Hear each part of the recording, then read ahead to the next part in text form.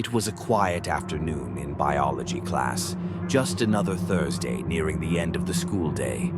The hum of the fluorescent lights mixed with the soft murmur of students flipping through their textbooks. We were preparing for a quiz on cellular anatomy, but the classroom felt unusually still, as if the air itself was holding its breath. Mr. Grayson, our teacher, had just turned to write something on the board when the announcement came over the loudspeaker. The principal's voice was low and tense, trembling slightly. "Teachers, this is a lockdown. This is not a drill. I repeat, this is not a drill. Lock your doors immediately." The room fell silent. No one moved except Mr. Grayson, who quickly walked to the door, locking it and pulling down the blackout shade. He motioned for us to move to the corner of the room, away from the windows. Some students chuckled nervously, thinking this might be a mistake or some sort of overreaction. But when Mr. Grayson shut off the lights and crouched with us, his expression told us everything we needed to know. Something was wrong. We huddled together, our backs pressed against the cold wall, as minutes dragged on. Then, from somewhere down the hallway, we heard it. A distant banging sound. At first it was faint, like someone closing a door too hard, but the noise grew louder, closer, until it was unmistakable. Someone was slamming against the lockers.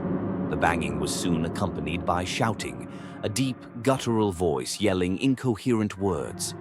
The only thing that stood out was one phrase, repeated over and over. "Where are they? Where are they?" A few students started crying, their muffled sobs barely audible over the noise in the hallway. My heart was racing so fast I could barely think. Mr. Grayson put a finger to his lips, silently pleading for us to stay quiet.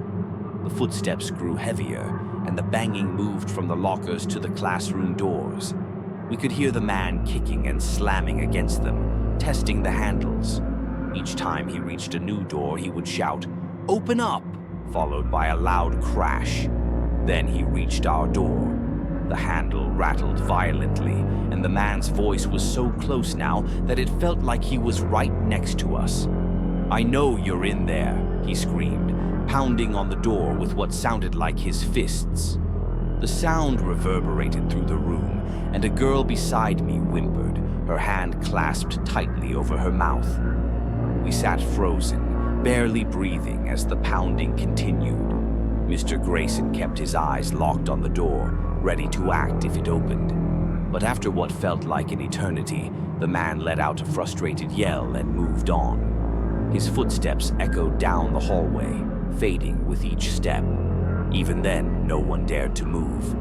10 minutes passed, then 15. The silence in the room was unbearable, broken only by the occasional sniffle or the hum of the air conditioning.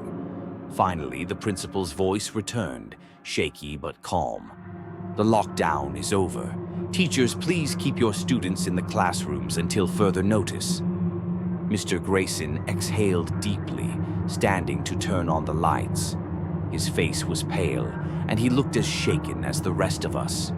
We stayed in the classroom until the end of the school day, waiting for the police to give the all clear. The next morning, the rumors started. Some said the man had been caught trying to break into a teacher's car. Others claimed he was hiding in the school basement and had been found clutching a crowbar. But the scariest rumor, the one that stuck with me, was that he hadn't been caught at all. To this day, I don't know who that man was or what he wanted, but every time I walk down that hallway, I can still hear the echo of his fists pounding on the door, his voice shouting, "I know you're in there.